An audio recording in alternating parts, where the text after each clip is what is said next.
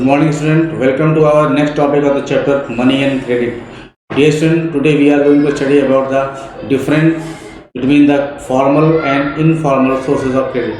So let's start the topic.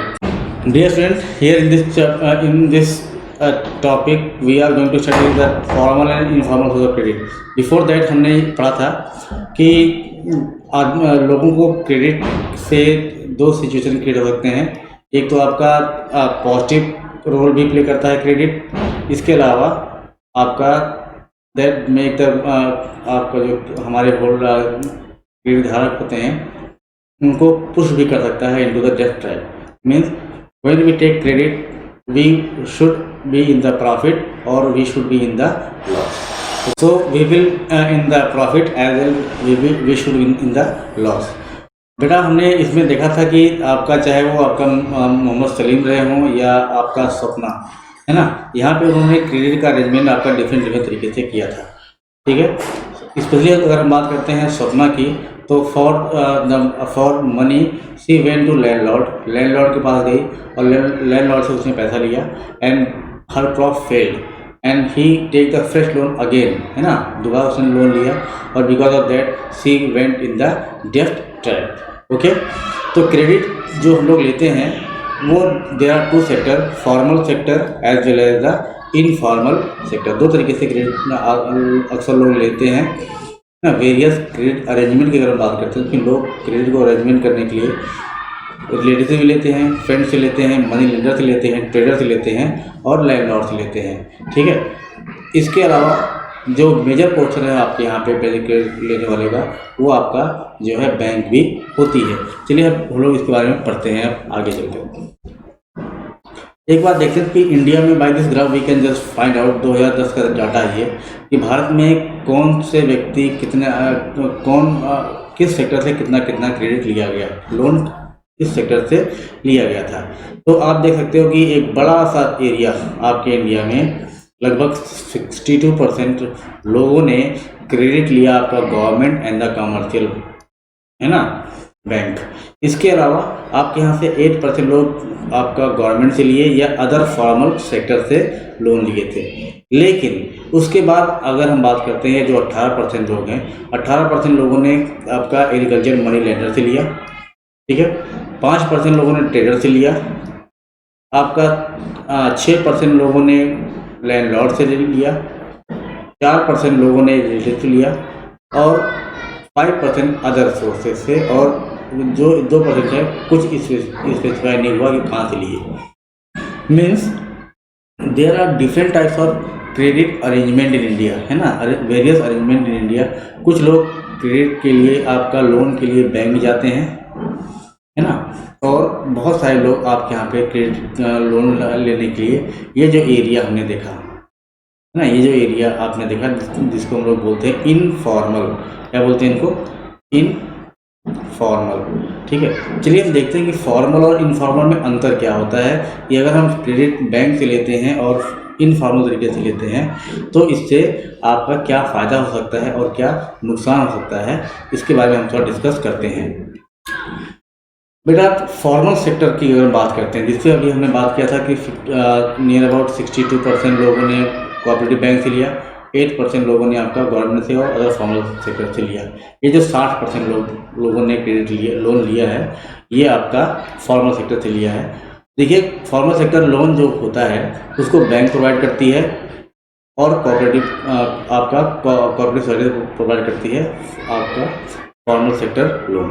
ठीक है, ये फॉर्मल सेक्टर लोन होता है इसको डायरेक्टली आरबीआई मॉनिटर करती है, आरबीआई सुपरवाइज करती है। सरकार का मेन मकसद है कि large amount of loan should be given to the poor people, है ना। तो बैंक का ये है कि बैंक को प्रॉफिट की जरूरत नहीं है ना, bank should not look out of the profit but they have to give service.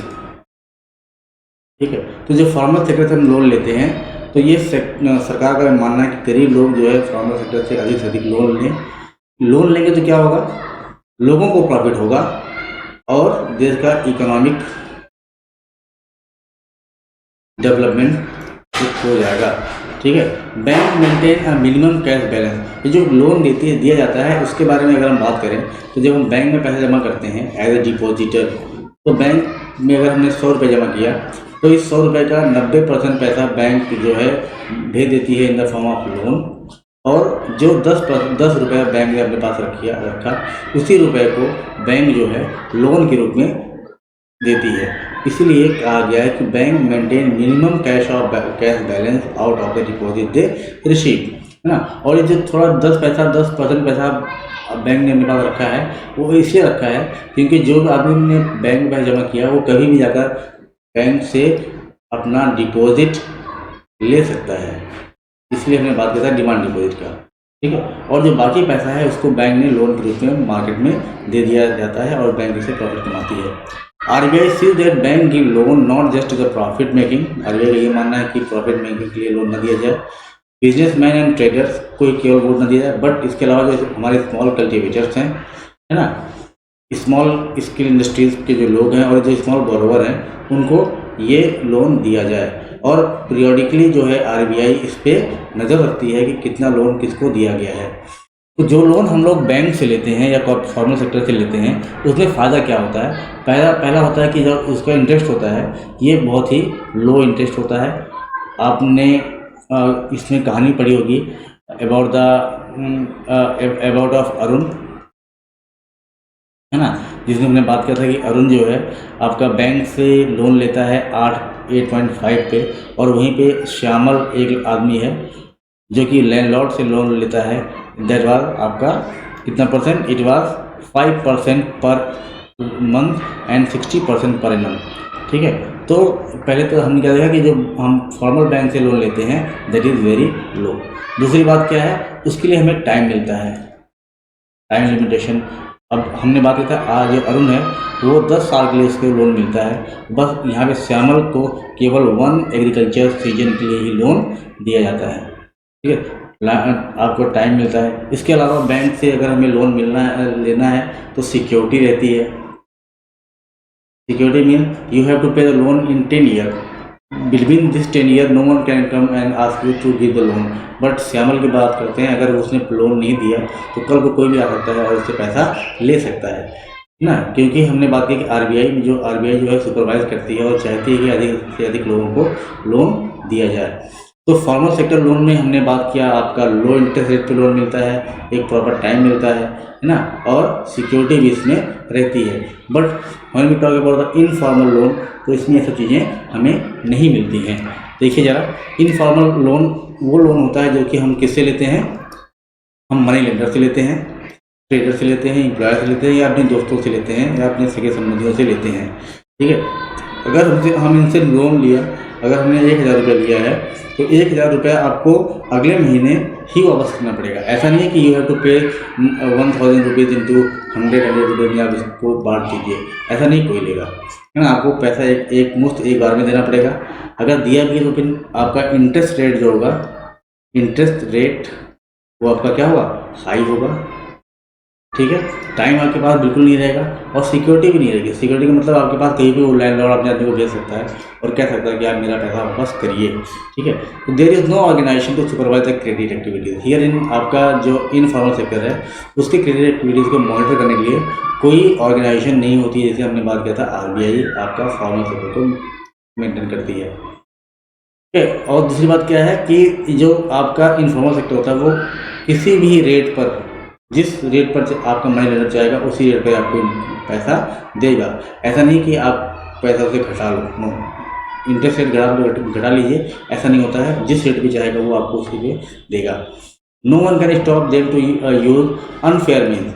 अगर आपके पास जबरदस्ती जाता है वो पैसा लेता है या आपका सामान बेच देता है या आपका खेत जोतता है तो उसके लिए उसको कोई उसको रोक नहीं सकता, क्योंकि उसके पास कोई अथॉरिटी बनती है, ठीक है। और ऐसे होता है कि ऐसे में क्या होता है कि हाई इंटरेस्ट रेट के कारण कभी कभी जो हमारे लोग होते हैं, जैसे हमने पढ़ा था आपका स्वप्ना के बारे में, है ना, कि स्वप्ना जो है आपका एक लोन लिया, उसको रिपे नहीं कर पाए, फिर उसने फ्रेश लोन लिया, after that she went in the डेब्ट ट्रैप, ओके। तो इनफॉर्मल सेक्टर लोन में हम अक्सर देखते हैं कि लोग जो है डेब्ट ट्रैप में चले जाते हैं, क्योंकि वो आपको loan because of high interest rate उसको पे नहीं कर पाते, ठीक है। इसीलिए क्या चाहिए, इसलिए चाहिए कि चीप एंड अफोर्डेबल क्रेडिट चाहिए देश के विकास के लिए, है ना। क्योंकि अगर व्यक्ति विशेष पैसा लोन लेता है बैंक से या किसी से और उस लोन का उससे इंटरेस्ट काफ़ी चुकाना पड़ जाए तो उसका विकास नहीं हो सकता और देश का विकास नहीं हो सकता। इसलिए गवर्नमेंट को चाहिए कि वो ज़्यादा से ज़्यादा फॉर्मल सेक्टर लोन को डेवलप कराए। Okay student, so in this way this was the topic and instead of that there are some question in front of you. कुछ क्वेश्चंस आपके सामने हैं, ये क्वेश्चंस आप जो है इनको कर लीजिएगा एज योर असाइनमेंट, है ना। वही सभी क्वेश्चन जो कि हम लोगों ने अभी डिस्कस किया, है ना। मॉनिटर कौन करता है क्रेडिट सिस्टम को इन इंडिया में, फॉर्मल सेक्टर लोन क्या होता है, इनफॉर्मल क्या होता है, आपको शॉर्ट नोट लिखना है फॉर्मल और इनफॉर्मल सेक्टर के बारे में। ये क्वेश्चन आपका थोड़ा वैल्यूएस है। Why poor household depend on the informal, गरीब परिवार इनफॉर्मल सेक्टर ऑफ लोन के ऊपर क्यों डिपेंड होता है, कारण बताइए, आपको इसका रीजन देना है। और लास्टली आपका है सरकार कौन से स्टेप ले रही है जिससे कि फॉर्मल सेक्टर लोन का डेवलपमेंट आपके यहाँ पे हो। ठीक है, ये भी क्वेश्चन आपके लिए बहुत ही मज़ेदार क्वेश्चन है। These are 2 question which are very important. ठीक है, इसके अलावा ये सभी क्वेश्चन आपके जो हैं वो एक नंबर के क्वेश्चन आ जाते हैं। Okay dear, so we will come with the next topic in the next lecture. Till then, stay home in your home and be safe. Thank you.